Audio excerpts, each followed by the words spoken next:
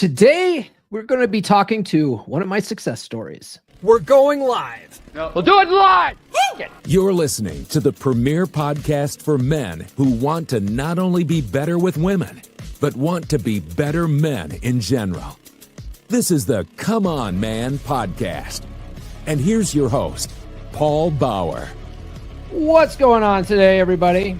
We are not live today. In fact, right now, I am on a cruise with the legendary Chris Jericho from AEW Wrestling.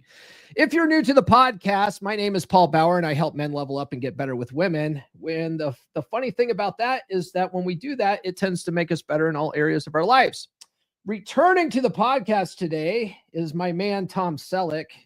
Just kidding. His that sweet mustache, bro. Sweet mustache. Anyway, it's my man David from Beer Club. He's a Beer Club brother. He's one of my 3% brothers, and he's one of my success stories, man. What's going on with you today? Put me in, coach. Put me in. I got it. There we go. Things are really good, man. It's absolutely great to see you. Of course, I just saw you a couple days ago at Beer Club. Yes. Yeah. We're in a space-time continuum here. So we pre-recorded this on a Sunday, like a couple of weeks before this actually aired. Yeah. But yeah. Well, we chat all the time in Beer Club. You know, that's one of the best things about Beer Club is we get to talk all the time. Beer Club is one of those places that you go to basically half a dozen times a day, check out what's going on in the chat, because those guys in there never stop talking. I mean, they're always trying to level up. It's either they're in the general Beer Club or in one of the side chats, which is the fitness accountability or the gratitudes. Hey, speaking of fitness accountability, this is one of those side notes. I had to buy new shoes yesterday because, I went through a tremendous amount of weight loss, and I actually lost a full shoe size because my feet were so wide before. Yeah. Now my feet were sliding all around the shoe, and I went down to Skechers, and lo and behold, I full size smaller, and I'm not wide anymore. I'm wearing a regular size. You lost your fat feet. That's I did. I was a fat ass, man. I mean, I've shared. I don't know if you have the ability to share them or is there probably too far back in the chat, but I've shared a lot of before and after photos in the Beer Club chat, and I mean, I was a fat fuck. Oh, I'm sorry. We're not at the 8-minute mark. Guys, send super chats. He ruined that. I ruined it. Sorry, man. I'm not supposed to say sorry. That sucks. Yeah. I said that. No, that's okay. Anyway, no, I was all the way up to 385 pounds back in the day, and I'm hovering around 192 right now. Wow. Yeah, that's actually really impressive, man. That really is. I'm trying to find the media. But yeah, we're not gonna be able to share it today, but that's okay. Yeah, that's okay. Before you've shared a lot of my pictures before on social media. Yeah, because you like to post those, and I'm like, this is going on the gram. This is going on Instagram. Guys, before we get too far into this, do like, subscribe, hit those notifications. I do have new episodes every Monday, Wednesday, and Friday without fail. It doesn't matter if I'm on a cruise or not. And hitting like is alpha. Hitting like is alpha. And then if you guys are watching live, right, the pre-recorded live, sound off in the live chat. And if you guys are watching the replay, drop a comment below. That all helps boost us in the algorithm. And then, because David already fucked up our monetization, send some super chats. Okay. I can't obviously bring them up during a pre-record, but if you ever send a super chat during a pre-recorded episode, I will screenshot it and share it on social media, so you get the attention you so rightfully deserve. All right. So David, I got a whole bunch of questions for you today. So one of the reasons why there's no video, one of the reasons why I say you're a success story, it's not just because of like your incredible weight loss journey, but your incredible weight loss journey is a part of your map, right? Which when we say the map, it's that comes from the Married Man Sex Life Primer, which I have included in my new book. By the way, I've included the concept of the map in there, and it's because it's a proven method. And so I want to ask you, let's go back in time. How did you and your wife meet, and what was your relationship like in the beginning? So we're going to have to go all the way back to the mid 1990s. And I actually met my wife on AOL, America Online, back in the dial-up days. And we're both big sci-fi fans. You can see looking behind me, I've got all my Star Trek calendars.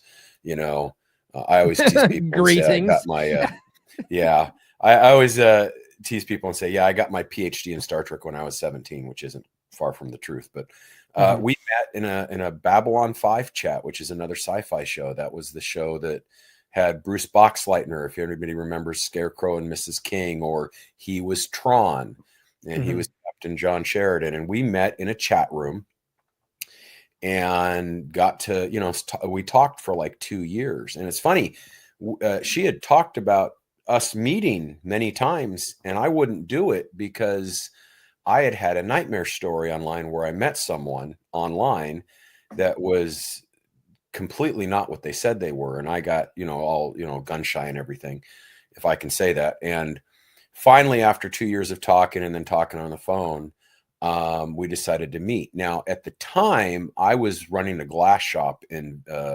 Vegas. I used to, when I was single, I used to move around. I actually worked for 3 different full service auto glass companies, and I was young. So they moved me around every 6 months, and I'd go to a new location, either start a store from scratch, or I would save a store that was in trouble. And I was living in Las Vegas at the time. So I was like, well, why don't you come out to Vegas? She's like, nope, my mom won't let me do that. My wife was still living with her. She was 23 at the time. But her mom wouldn't let her go meet some weird, strange dude. And we hadn't even seen pictures of each other yet. That was the weird thing. Dude, that's a gamble right there. Yeah, it was a gamble. You know, it was a gamble for sure. I remember that, like, because I was you know, I was in high school in the late 90s, and yeah, that's like, right. I'm older than you. Yeah, you are old as shit. No, I remember being in chat rooms on AOL, and then talking to girls. That wasn't like the primary way that we would meet girls in high school, though. I mean, typically we'd ask the girls out in our local area. I would date all the girls that went to the adjacent high schools. Like, so I went to Evergreen High School, and then the 2 sort of rival high schools we had were Conifer and Platte Canyon. And so I would like, all my girlfriends in high school were always either Platte Canyon girls or Conifer High School girls. But yeah, I mean, like, there was one time where I met a girl in an AOL chat room, and my friends and I, we were going to go down to a club called, I can't remember. There was like 3 basic clubs we went to, like Hollywood Legends or something. I can't remember. Anyway, I told this girl to meet us there. And when I got there, sure enough, she was this short, fat girl.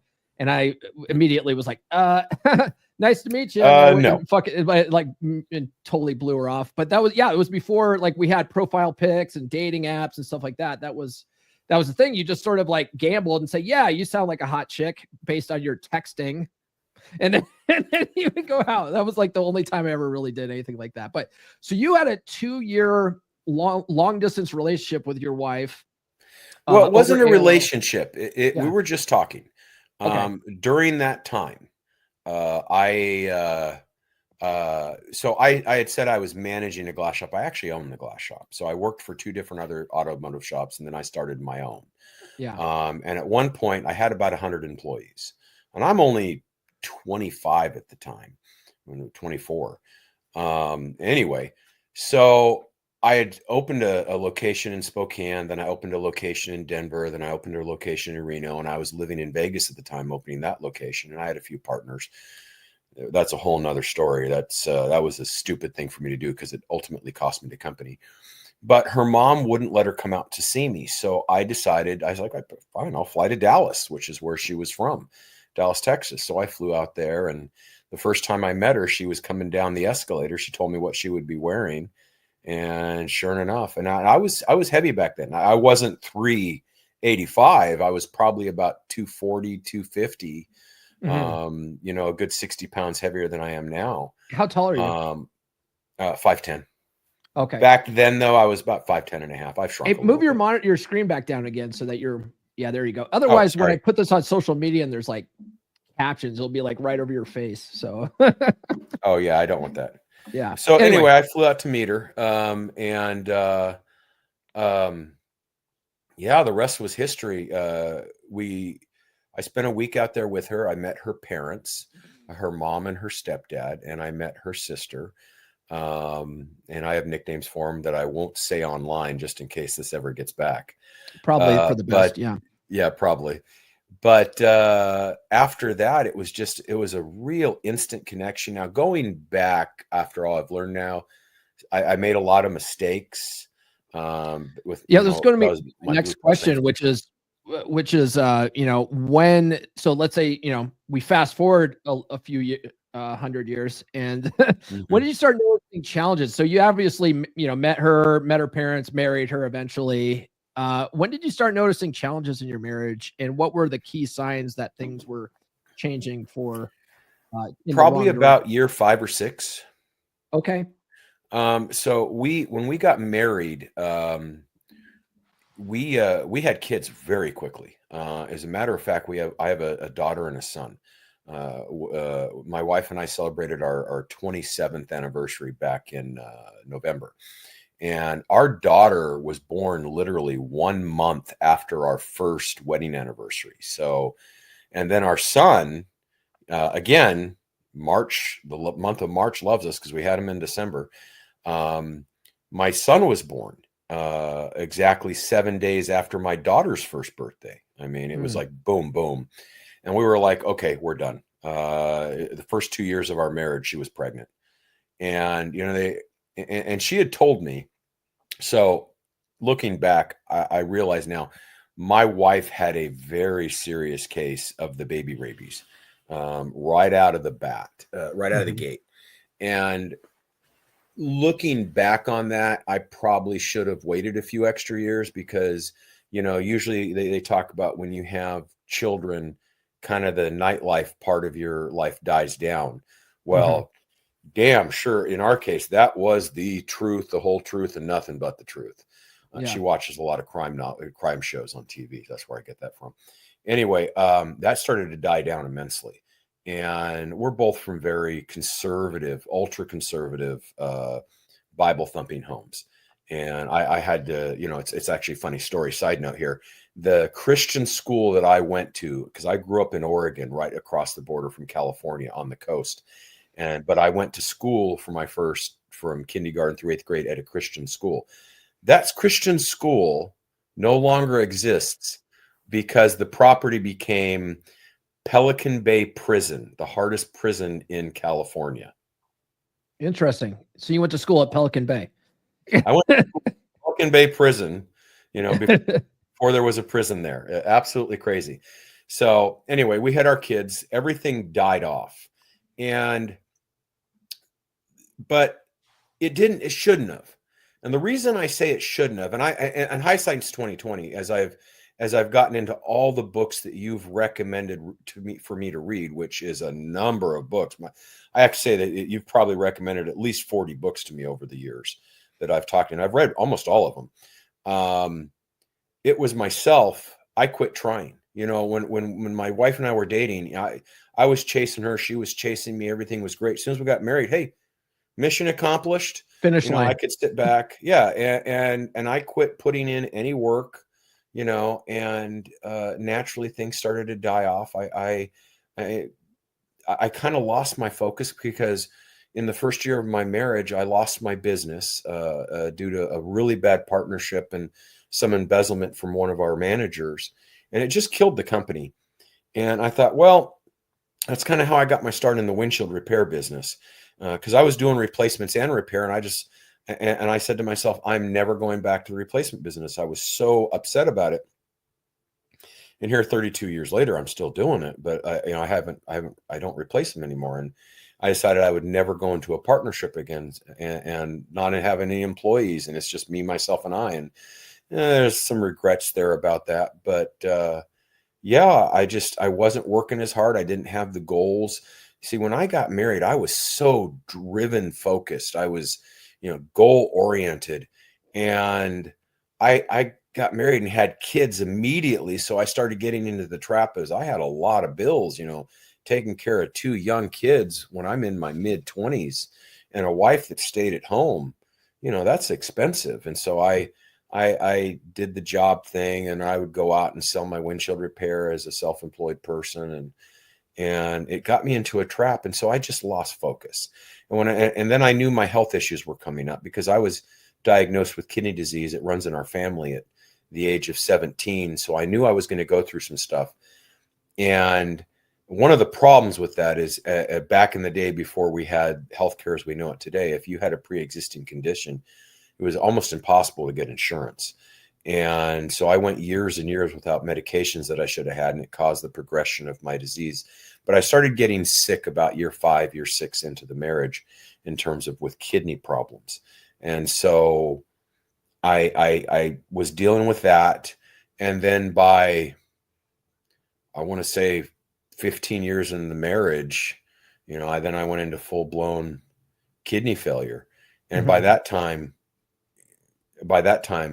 I'm not going to give how many years it was, but there's intimacy had stopped for many, many years. And I'd get the things she'd tell me, well, it's just natural for that to go away over time. And I was like, well, I'm going to be a real jerk here if I try to push the issue or things like that. I never got that, as Ryan Stone talks about, that I love you, but I'm not in love with you. I never got that. Yeah. But almost. You almost there, huh? And I had a lot of resentment with my wife, up to that point. And then I started following you. I mean, skip way ahead now to about 3-4 years ago. I don't know how long it's been. But I started following you, got red pilled, and started getting into the books and realized, well, the reason all that came about was not because of her. It was because of me.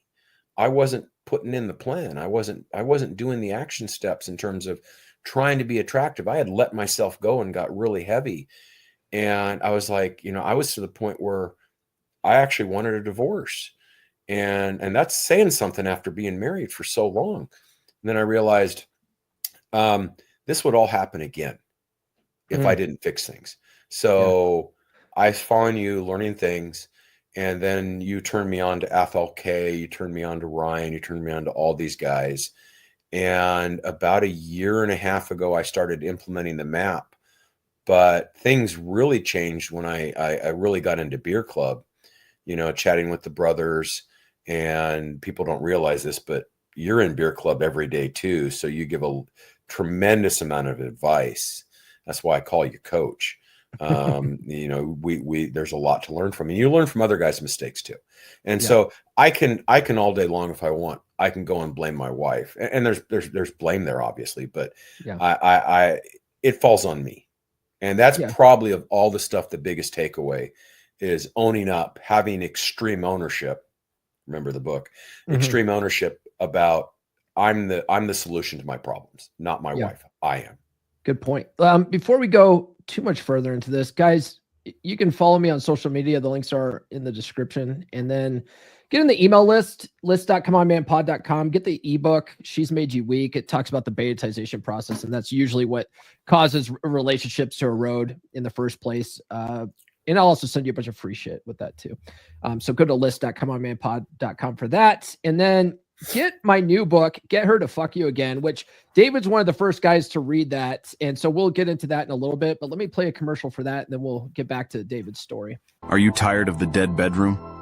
Wondering what happened to the passion, the connection, and the spark? Well, here's your answer. Introducing Get Her to Fuck You Again, a red pill guide to fix a dead bedroom, now on Amazon. This isn't about manipulation or tricks. It's about real strategies that work. If your wife has stopped being intimate with you, it's not because the love is gone. It's because the attraction is gone. And that's fixable.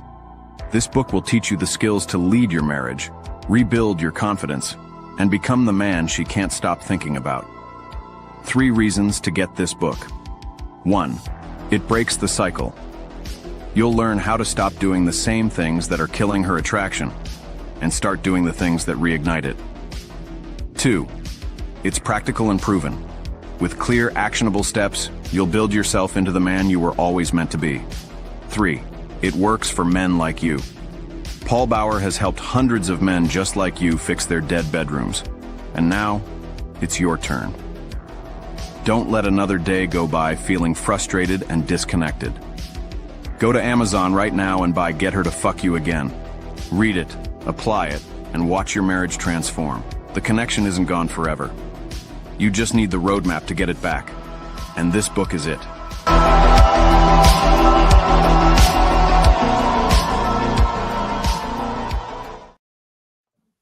So, David, let me ask you this, man.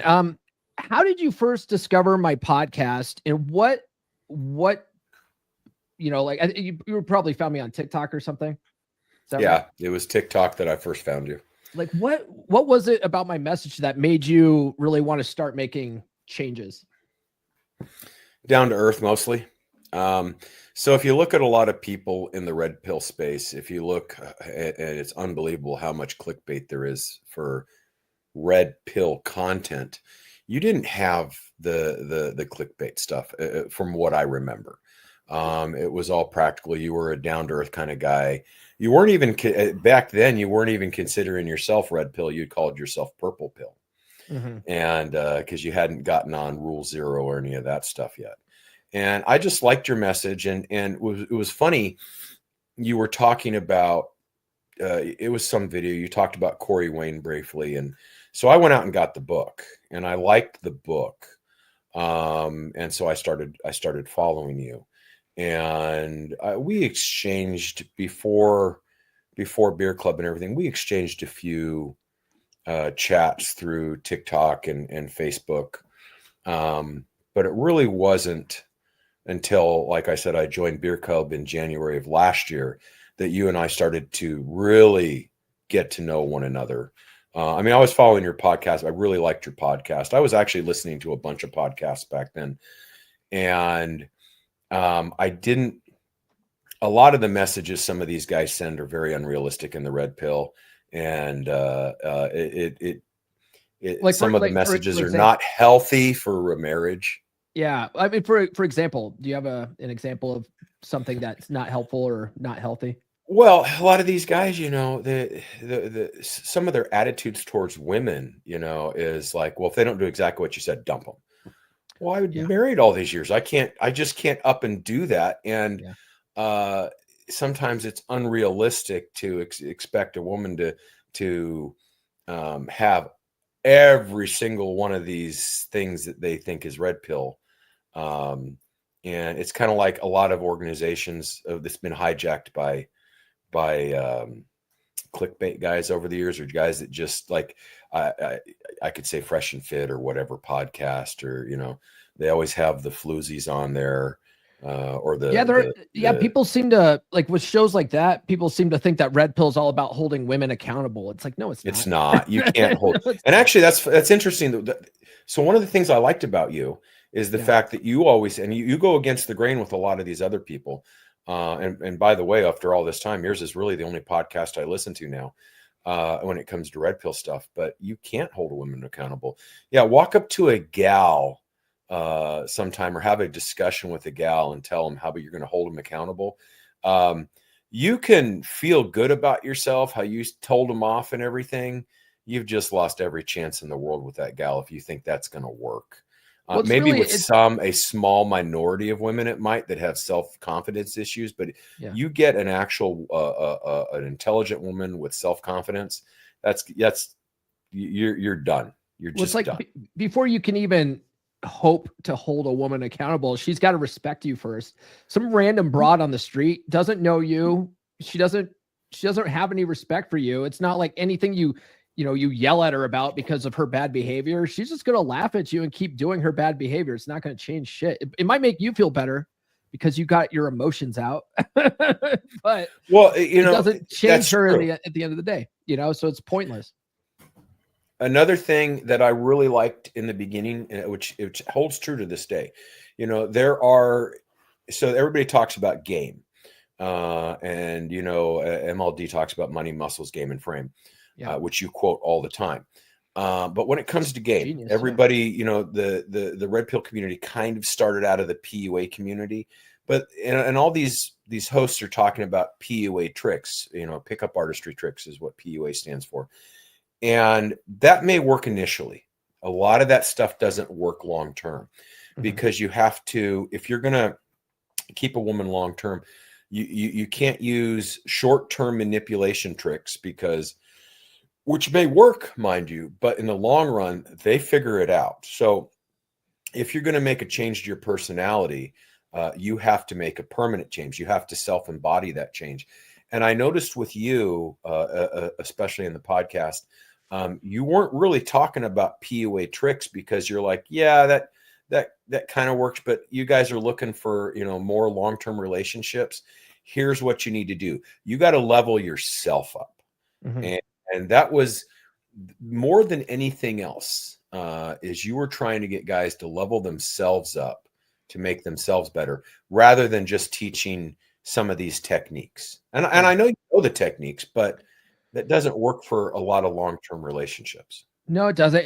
I mean, the techniques really, they help you with the dating process and spinning plates and stuff like that. And I talk about some of that kind of stuff, like the, don't take chicks out on Friday or Saturday nights. And like, there's all that kind of stuff and matching and mirroring effort when texting and all that kind of stuff. Those are tactics, but Yes. But if you look at the idea of matching and mirroring texting effort and also sort of spacing out your replies, that just teaches you to be more focused on your mission and less focused on texting, which actually makes you a more attractive guy at the end of the day. Anyway, it's about building better habits. That's what, my whole thing is all about building better habits than really about the trips or the tricks and tips because, a lot of that stuff is helpful though, to build those better habits, so. Yeah, but yeah, absolutely. But you also talk about a lot of time is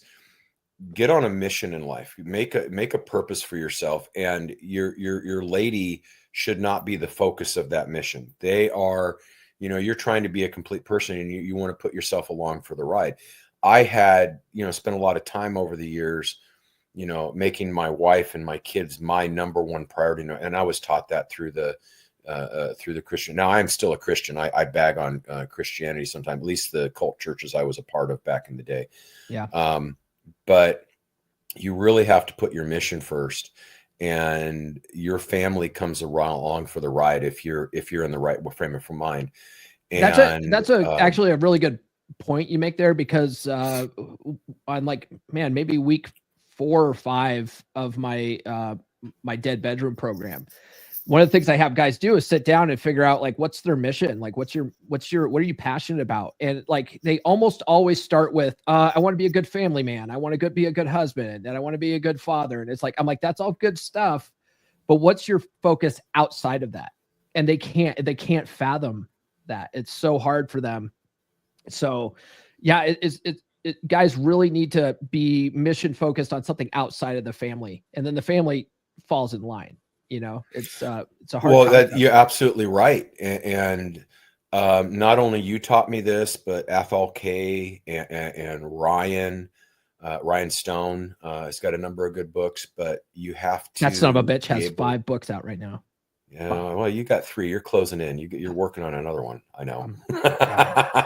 So we close get kind of to catch up previews and we get previews in Beer Club about what you're doing, but you have to, have a drive for yourself, because if you don't, if you just concentrate on your family, you lose your purpose.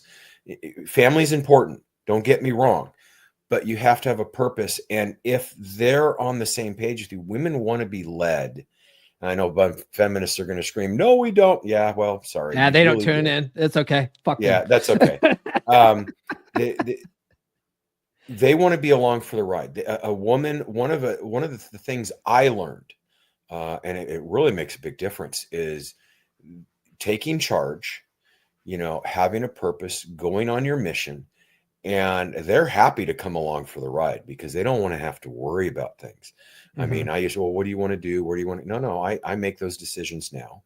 And she just loves the fact, my wife does, that, I choose the things. Now, obviously she has veto power if she really doesn't like something, but I that almost never happens. Yeah, I was going to ask you then, like, what's one of the first pieces of advice you implemented, and what impact did it have on your relationship? So would it be like setting the tone and taking the lead? Yeah, well, so you got it. First of all, you got to set your pride aside. A lot of guys are, they've been doing things wrong, and they've got to be able to stop and sit back and go, something's not right here. Obviously, I don't know everything.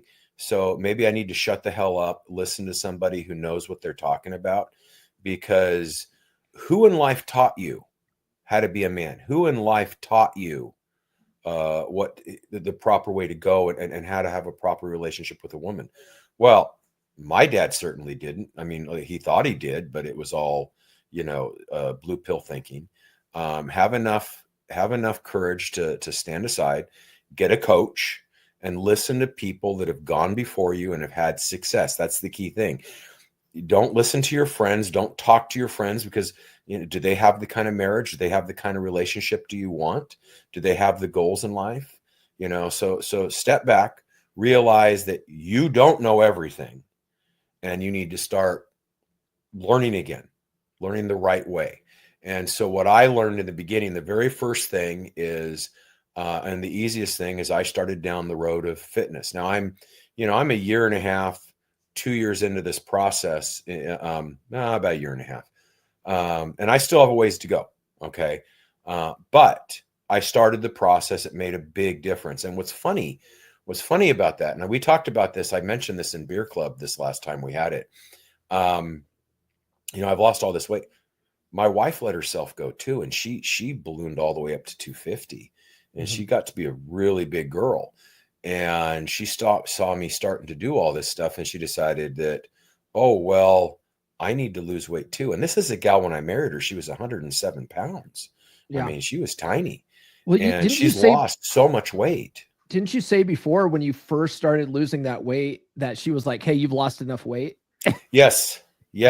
And that actually comes up every once in a while. Yeah. We had the talk last week. We're driving around, and I was telling her how nice I think her ass looks right now with, all the weight that's come off. And she calls me Mr. Hands now, because I'm always slapping her ass or grabbing her and stuff like that. And it's cute, but it's disrespectful not to slap her ass, I agree. I agree. And if I, it was after being married for 27 years, if I can't slap that ass, then I don't want it. Yeah. So, but she's lost all this weight. If I don't walk by and slap her ass, she's like, is there something wrong? Right. Did I mess up? Did I do something wrong? Yeah. Where was I at? Slapping asses. No, we were talking about how she initially was like, hey, you've lost it. Oh, yeah. So I still get that. And I get that. Obviously, I'm inside right now. Normally, if you see me on a video call or you're talking to me, I've got a cigar in my mouth. I'm what you call a cigar whore. But again, it's a public service by me smoking cigars, because it's the only thing that keeps me out of a bell tower with a deer rifle. Just kidding. But so many people in my life now, I've lost all this weight. I was the heaviest guy, one of the heaviest guys at the lounge at the cigar plus shop. Now I'm one of the smallest. And even with my wife, we're riding in the car the other day, and I was talking about, I still have somewhat of a belly. I think I have about at least 30 pounds to go. And they're like, oh my God, no, don't do that. I says, no, this is, and everybody's like, well, my wife, I guess you're going to call it a shit test. She's like, no, you've lost enough weight. And I was like, microwaving. Oh, that's so cute. Yeah. She was like, oh, I was like, that's so cute that you think so. I'm going to keep going. But guys at the lounge are always like, you don't need to lose any more weight, man. And I'm like, don't tell me what to do, man. I'm going to lose some more weight, Yeah. And that's again, being on your purpose and just ignoring people. You have to have a definitive goal of what you want. And I have that. I didn't have that before. I have a lot of guys don't realize, because when you tell them like, hey, you got to find a purpose, they can't figure that out. It's like, sometimes losing weight is a purpose. You have like side missions you got to do, right? And so people talk about, I'm sorry, go ahead. No, I was just going to say, sometimes it's just like, I need to learn more about relationship dynamics. That's a purpose, Yes. Lots of different things outside of the relationship. They might, benefit the relationship, but it's a purpose that's separate. You're making yourself better. If you don't have purpose, there's no motivation. Mm-hmm. And motivation, even in itself, is not enough, because you can be unmotivated, especially when it comes to working out, especially if you're going on walks or runs or whatever you do. Motivation goes away. You have to develop a little bit of self-discipline. Most days I don't want to go run. I don't want to go work out. Of course you don't. Gym. But I do it anyway because I made a promise to myself that I'm going to do that. Yeah. Yeah. That's where discipline over motivation comes in. And that's something I have to continually work on, even at my advanced age. Same. Oh, dude, same. It's an active effort of, fuck it, you got to do this. Don't be a little bitch. That's what I tell myself. Don't be a little bitch, even though that's negative self-talk. That's one of the few. Oh, speaking of self-talk, oh my God. So you and I have always had this conversation, and I've always talked about the fact that, I do a self-deprecating comedy sometimes, or I use self-deprecating comedy. And you were like, don't do that, man. I was like adamantly, yeah, I was adamantly opposed to that. But you know what? You've kind of started rubbing off on me. I don't do nearly as much of it as I used to do. Yeah. I think about it more, and I go, I'll catch myself going, oh, Paul would be pissed at me if I did that. I got to knock that shit off. Yeah. It's just one of those things where you don't really think about it, because you're like, well, I don't necessarily believe it. But the thing is that the more you tell yourself, the more you subconsciously do believe that shit. So it's just not a good habit to do. But I do that don't be a little bitch thing all the time. Yeah. I'm guilty of that shit. Hey, before we continue, let's plug the beer club. You're a beer club brother. What do you like about the beer club? I love the beer club. I think that it amazes me there aren't more people in it. If people just tried it, I mean, I know you give like a free period to check it out. They would be amazed at the stuff going on there. I mean, I have never been part, and it's on Telegram, but I have never been part of such an active group when it's literally guys, talking to each other, leveling up, whether it be in their relationships, fitness, or just how to be better men in general, especially like with their finances and stuff. Plus we bust on each other all the time. If you don't like someone, you don't bust on them. We all like each other. We've had people in there that have had issues. I mean, serious issues where they felt like they were hitting bottom or having crises in their life, whatever you call it. And the brothers are there, and they work, they talk their way through it. They work with them. This is not something you can generally do with most people in your life. Because a lot of times too, the guys in the club, they'll call you on your shit too if you're being a little bitch, and they'll be like, hey, knock that crap off. Think about what you're saying. And, I know everybody, you talk about the beer club, join it for the once a month or sometimes twice a month video call. But I stopped saying that because you're the one that told me that the real benefit is in the actual Telegram community. It's in the Telegram group. That group is phenomenal. Yeah. And so I've never seen anything like it. And I think the world of it. That's good, man. I think a lot of the guys get value out of it. It breaks my heart when guys join and then, they'll be in there for a few months and then they'll leave. We just had a guy recently, and it's like, wow, it's unfortunate because, they were getting value out of it. The one guy who just left recently, he was a guy who, he was in the original 3% Man group, and he joined the group initially, like when I first started it. And then he left it at some point. And the next thing I know, like a year and a half later, I find him in a Dead Bedroom forum group. Yeah. And I was like, bro, what are you doing here? Like you're a 3% brother. What are you even doing in a Dead Bedroom group? That should be like if you really you can. And so anyway, I told him, dude, get in fucking beer club again. And so he did. He fixed his problem, which was this long distance relationship thing that he had. And he stayed in there for a while, and he started spinning plates again, having success, and then he left again. It's like, all right, bro, it's one of those things where I always tell people, like, you got to keep revisiting this stuff. There's no finish line. Well, as they say, you can't save them all, but no, I mean, sometimes guys can be their own worst enemy. I mean, they get that thinking going on, stinking thinking, whatever you want to call it. And literally you can rationalize to yourself anything you want, but you need to stick around the guys that are getting the work done, because iron sharpens iron, to use a colloquial phrase. Yeah. Yeah. Good point. And then guys, I also offer one-on-one coaching. If you go to call.fixdeadbedrooms.com, you can book a free call with me there. Let's continue But on. Paul, you're bald. You're an old bald guy. What do you know? Yo, what do I fucking know? Yeah. Yeah. I'm only 25, you know, I only got this gray hair because I have a very stressful Right. life. So let me ask you this. So you really started on the map, you said about a year and a half ago, right? Yeah.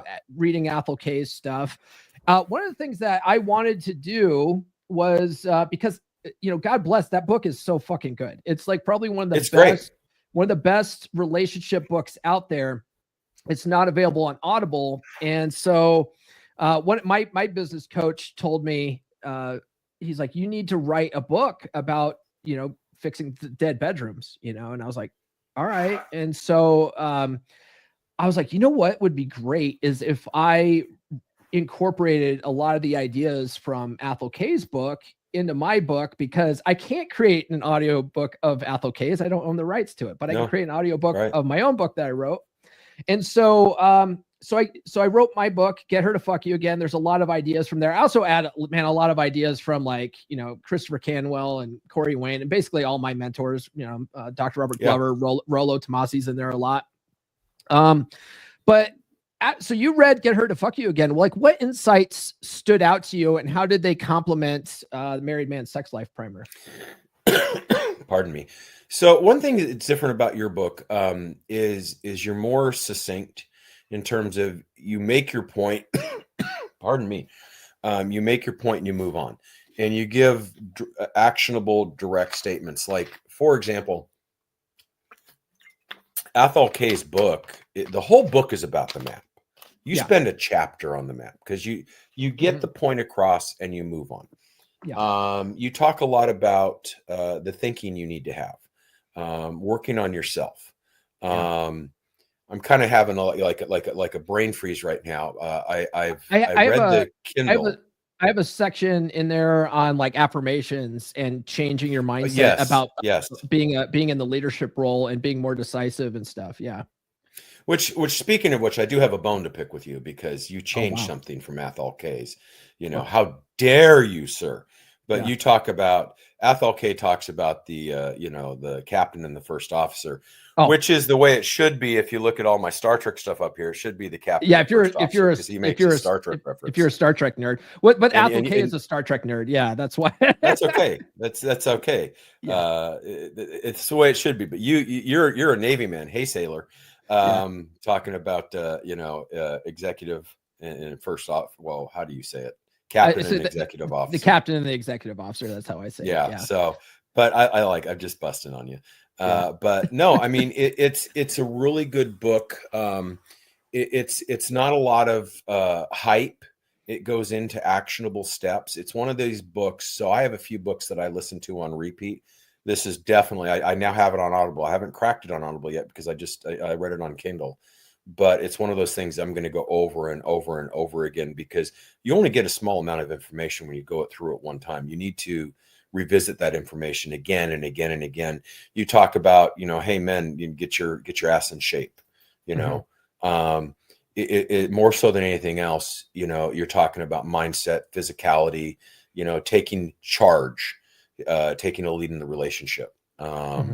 All this kind of stuff. And I love the book. It's you've written 3 books now, and I think this is by far and away your best one. Oh, wow. Okay. Yes, it's interesting. I mean, it's getting good reviews on Amazon. Like one of the biggest, I would say everyone likes it, but the one big complaint that it seems like everyone in the reviews has is that they think it's too repetitive. And I go, well, that's because repetition's the mother of skill, man. Well, if they think it's too repetitive, there's a lot of red pill books they haven't read then because, you know, you get a lot of these books and they will just act like they're beating it like a dead horse. But that's how you learn is the repetitiveness. I mean, you have to repeat something again and again for some people that, especially for guys like me, you know, I'll glaze through something in chapter 1 or 2 and go, oh yeah, I remember that. And then I've forgotten about it. And then by chapter 5, you're bringing it up again. And I'm like, oh yeah, there's a reason for that. You know, this is very specific of what I need to be doing and getting my shit in gear. Yeah, I talk about I think like throughout the entire book, I talk about shit tests the most. Yeah. Because if you think about it, if you go back like to chapter 1 is all about the betatization process. Yes. The first step in the betatization process is your woman shit testing you. And so in order to get back to the beginning where she's still trying to figure you out and you're building that attraction with her, passing her shit test is the first thing. So if you start learning how to pass those, you basically reverse the process and you bring yourself and the relationship back to the beginning. And so I just harp on it throughout the whole fucking book, because that's one of I love it. No, it's Yeah. You should be, because it's such a critical and important point. Yeah. And then in my coaching program, I've noticed that after week two is all about handling shit tests. After week 2, like guys start seeing the dynamic changing like that. It's like, it's phenomenal to watch. And it's just by changing their demeanor and how they handle like their wife's emotions. And it's like, once you tell a guy, hey man, the king doesn't have to explain himself to his subjects, sounds toxic as hell, but as soon as it may sound a bit, sorry, it's a reality. Yeah, no, but it's funny because your wife doesn't want you to be explaining yourself. She might act like she does, but she doesn't want that. And so once she realizes, hey, this guy doesn't justify his shit to me anymore. This guy doesn't apologize all the time for no reason. I like this. I don't know why. And it's just because of their natural wiring, Yeah. Totally so going back to your relationship, like, was there a moment when you realized that the changes you were making were truly working? Yes. Well, I mean, not a moment, but it sorry, I had surgery a couple of weeks ago on my neck, and one of the side effects is I cough a lot right now as the healing is going on. That's okay. How are the cigars impacting that? Because they pulled out your thyroid, right? No, I have my thyroid. They took out my parathyroid, which is underneath it. Oh, okay. So I had people who remember my last episode, I had a kidney transplant 6 years ago. And I'm on anti-rejection medicine. And one of the things is my parathyroid was super enlarged, and it was causing me to retain too much calcium, which was leaching calcium from my bones, making them brittle. So they had to remove it. So I didn't have problems with my bone mass and then with the kidney. So it was a good thing. But yeah. I'm back to what you were saying. For so many years, there was no physical touch, physical attraction. And so much of a difference now is constant, touching again, and affection, especially affection on her part. I mean, there was none before. Now it's, every time we see each other, is she like putting shit away and like? Yeah, she just went for a walk. I didn't know you could hear that. Well, I can hear all of it. Yeah. She just actually got up. Oh, sorry. She just got up, but there's affection back in the relationship again. That's so important, because I'm a sexual guy. Most men are. And yeah. And I like the fact that when I come home, we tell each other now, or it didn't used to happen before, at least 15 times a day, I love you. She texts it to me all the time. She texts me, I miss you. And I do the same thing. And you don't follow the 2/3 rule from Chateau Heartiste, where she has to tell you I love you at least 2 times before you reply with a I love you. Oh, well, okay. I don't have that in my mind all the time. Oh, okay. But I do get it more from her than I give it. Okay. I told you earlier, I'm called Mr. Hands now, because I'm always walking up and slapping the butt, or reaching up and groping and things like that. Sometimes I get the eye roll, but she's very happy that part of the relationship. Everybody says it's a small part of the relationship. I think it's a huge part of a relationship. I didn't marry someone I wanted to be my roommate. Yeah. And well, one of the other things that I was going to say, when I tell guys that's a part of Kino escalation, like walking up and just breaking that touch barrier periodically throughout the day gets her revved up. By the end of the night, Yeah. you know, she's ready to have sex now. Like, but most guys just wait till the end of the night and they're like, hey, it's 10 p.m. It's fuck time, right? Like that's not sexy Well, to I women, mean, you know? I'll even get sometimes when I'm not even thinking about something. I'm on kind of a mission in the house, and I'll go by and she's like, you didn't grab me. Oh, well, hold on. Let me walk over there and, you know, get a handful or something. You know, it's so hard to put into words, Paul, but it's especially the last year. It's such a dramatic difference. I was very, very unhappy before. I'm happy in my relationship right now. I want this relationship to continue for as long as it can because of the changes that I made and that have helped her. I mean, I started losing weight and she started losing weight. And I mean, it's made a huge, huge difference. That's great, man. Yeah, that's great. What would you tell guys? Because I put out videos all the time about the, you know, fixing your relationship. You know, these are some signs that to look for when your relationship's on the decline. And there's always the MGTOW guys or the black pill guys. They're like, yeah, now it's time to dump that bitch, right? And it doesn't work so well for married guys, man. Yeah. But what else? I mean, because a lot of guys also think that they're like, why not just divorce her? Just divorce her, you know? Like, what would you say? Well, to those I mean, guys? they say, well, you're going to lose half your shit. No, you're going to lose more than half your shit. And you're going to be on the, you know, you're going to be on the hook for however many years. Like here in California, if you've been married for 10 years, that's lifetime alimony, man. Yeah. Lifetime until they get remarried. But that obviously shouldn't be an issue. You should be thinking about the relationship. There's a lot of things that escalate decline that, you know, they don't talk to you as much. They're not as physical. I mean, you'd be more of an expert at this than I am because you're the one who taught me. But just losing the spark. And they say, well, just because you know, as you get older and you're married for so many years, that naturally declines. Why? I thought that was the case. I really did. I thought that was the case. But then I say that like do these things, you shouldn't be the case. I say that like our wives tend to gaslight men into thinking that, you know, because they don't want to have sex. Yeah. They've lost the attraction. So they're like, yeah, it's normal. It's normal, honey. It's normal. And it's like, it's not fucking normal, you know?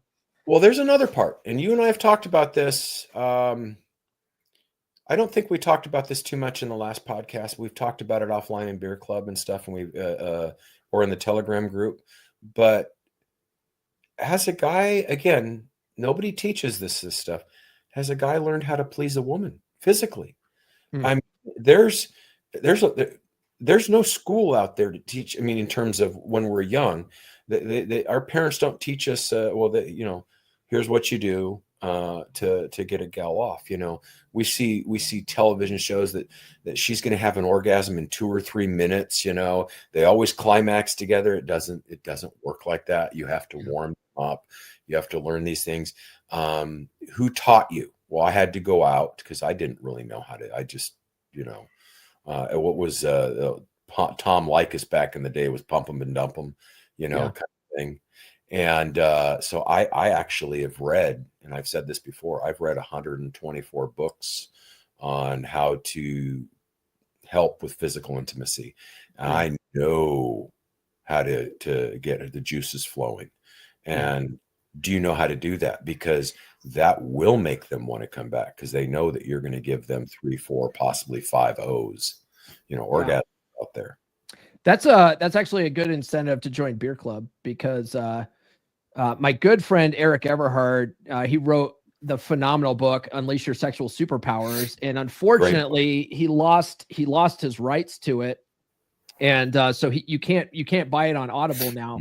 But I've made it available in Beer Club for Beer Club brothers to be able to listen to that on repeat because that book will get you where you need to be. It's a phenomenal book. Eric Everhard, legendary porn star, you know, one of the OGs in the space. What a great guy too. When my dog passed away, he reached out to me. He's like, hey man, if you need someone to talk to, I'm like, Thank you, legendary porn star Eric Everhard. I appreciate that. Well, he actually responds to DMs on Instagram. Oh, he's a great dude. The guy's phenomenal. I love the guy. And I want you to have him back in for a Talking Beer Club again. We could probably set that up because he did a talk for Beer Club. And then he also has his Eric Everhard Academy, his Everhard Academy, which is available. Well, remember, we talked about that. That's why I joined Beer Club, is because he had that talk back in January of last year. Yeah. And then I realized what Beer Club was and went, oh no, I'm staying in this thing. Yeah. But I mean, all that kind of stuff's good. One thing that I learned on my journey when it came to that is that a lot of guys overly try to please their women in bed at their own detriment, which is kind of nice guy syndrome type stuff. Yeah. And that was something I was guilty of before. And then what Dr. Glover talks about is basically everyone's responsible for their own pleasure in the bedroom. So basically just take what you want and get yours. And what's his name? Christopher Campbell says that too in Atomic Attraction, basically like be a little bit of a selfish lover. And I think that's a good bridge between being too nice with it, and then sort of being your own mental point of origin. But eventually what you'll learn is if you can really learn how to, get her off and then at the same time, make sure that you're getting yours. Like the way Eric talks about it, like basically she's your canvas and you're the painter and you're leading that interaction. Yeah. The way he talks about doing that, and he talks about how if you can dick her down right, like she'll forgive all of your bullshit. He's absolutely right. Like you gotta fuck your woman good. Chateau Hartis talks about that as well. There's also a point where you've got them going, you got them rev so much that they basically, push you down and jump on top of you. Yeah. Yeah. There's a reason why like women always go back to that toxic guys, because that toxic guy dicked them down right, and that's how you alpha widow a woman, is being able to dick her down so well that she can't possibly think about another dick besides yours. Cause it really rang her bell good, but a lot of guys aren't trying to get to that point. It's like, no, there's a benefit there. There's a benefit there.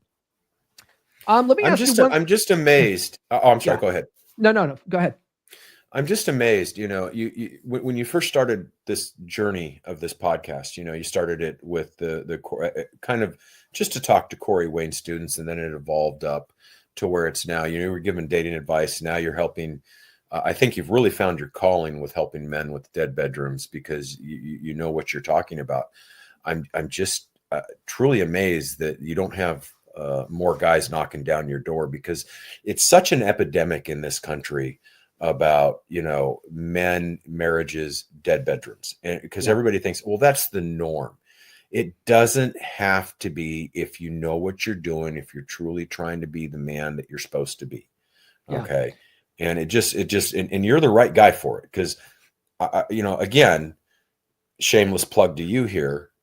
I learned my stuff from you. I mean, you're the one that turned me on to almost all this stuff, whether you told it to me or someone you talked about, that you recommended to me. That's where I learned this stuff. Well, I'll say this, Corey Wayne talks about the concept of the 3% man being, there's only 3% of the world's population of men that actually understands women, understands attraction, that sort of thing. I think it's also probably about 3% of the world's population of men that actually wants to fix a dead bedroom. Most people have a lot of quit in them. They're like, oh, she's not putting out. Well, either fuck me or fuck you. And they walk, right? And then they find themselves in the same relationship a couple years down the road with a different woman, right? But the behaviors are the same because you never fixed your shit. And so one of the things that guys, I had to learn this myself. That's how I know.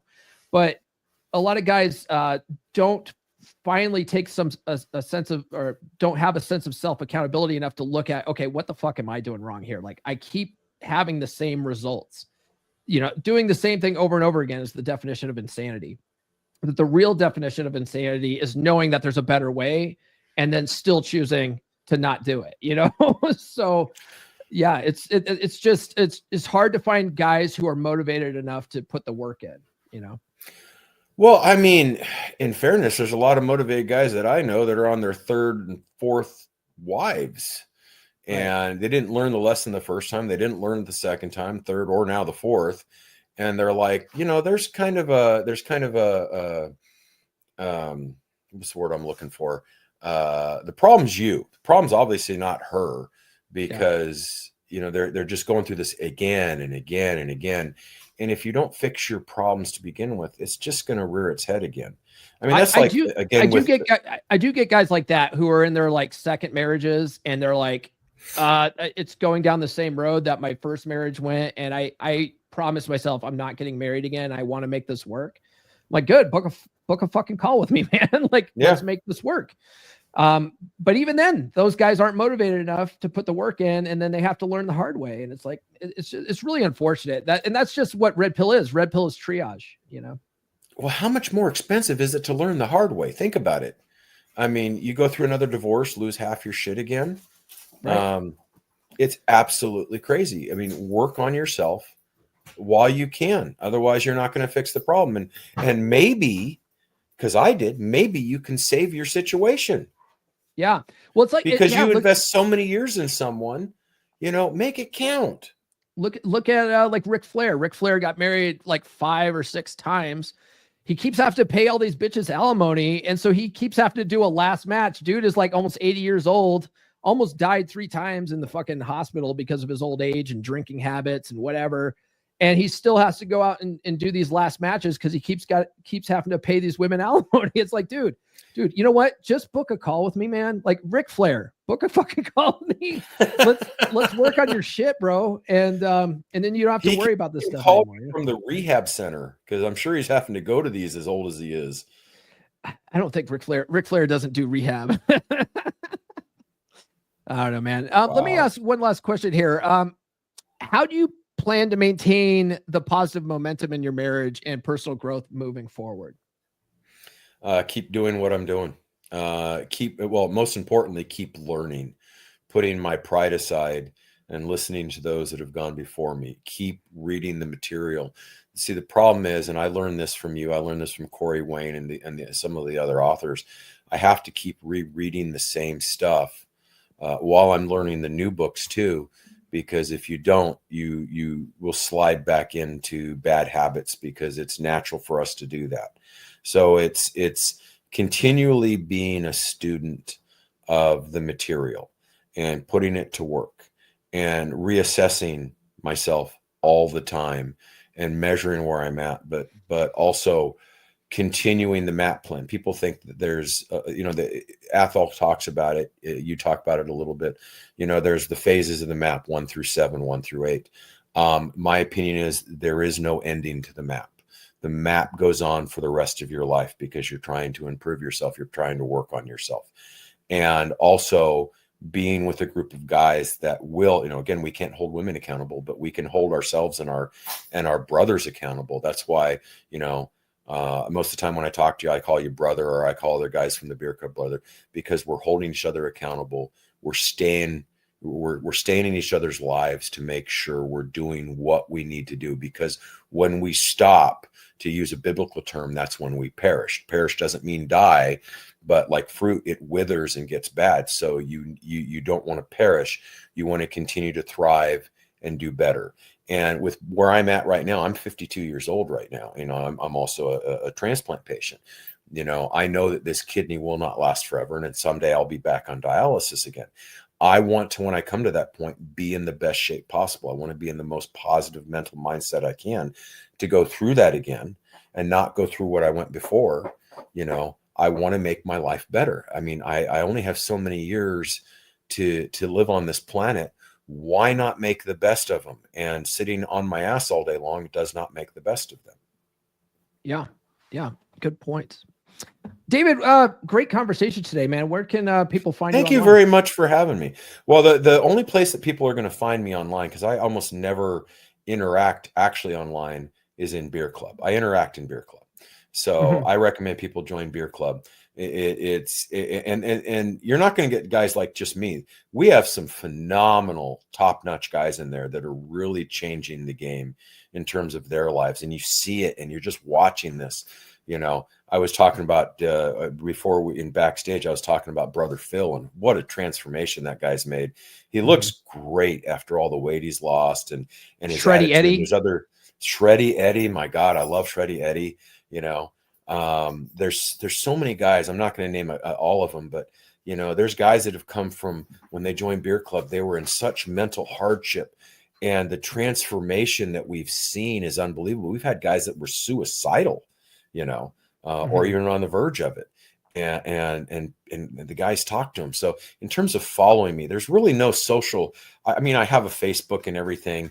It's mostly high school people and people that I've known in my life. I almost never interact on it. Join Beer Club. That's where you're going to find me at. That's the place to be. I'll bring that up here. Yeah. beer.comeonmanpod.com is how you can join that. Yeah. We have, we have some OG, like 3% brothers in there too. Like brother Kamal and brother Nathan. I love Kamal. Yeah. Nathan's those awesome. guys. Although Nathan, I got a bone to pick him. He needs to be on the video call and not just listen to our Beer Club hangouts.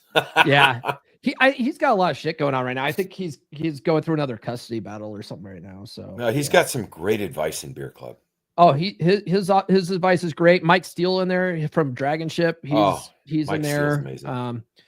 So yeah, if you're in there, Mike Steele's living the dream. That guy is going out and he's dating like crazy. You know, he's got phenomenal advice. You know, that guy is super top notch. I love Steele, man. Oh yeah, and he lives the nightlife in Vegas and stuff like that. He's a pimp. He's a funny guy too. I like talking to him like behind the scenes, like getting ready for Dragon Ship shows and stuff like that. He's such a good dude. I met up with him a couple times now in Vegas, so he and I have hung out and stuff like that. Well, I'm going to Vegas later this year.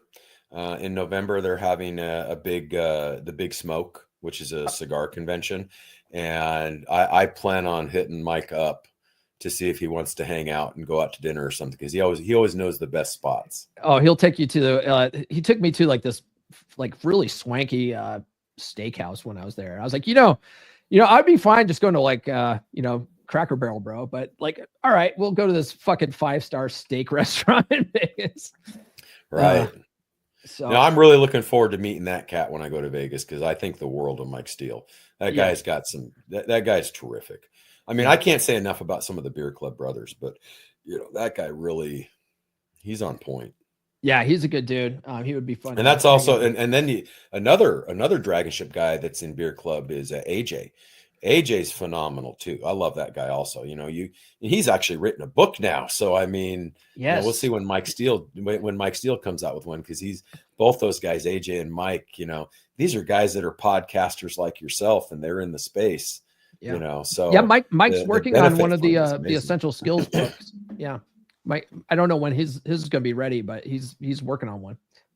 All right. Well, cool, man. Well, it's good talking to you. Let me put you backstage. I'll wrap this thing up, and then. Great seeing you, buddy. Thank you very much. Yeah, man. All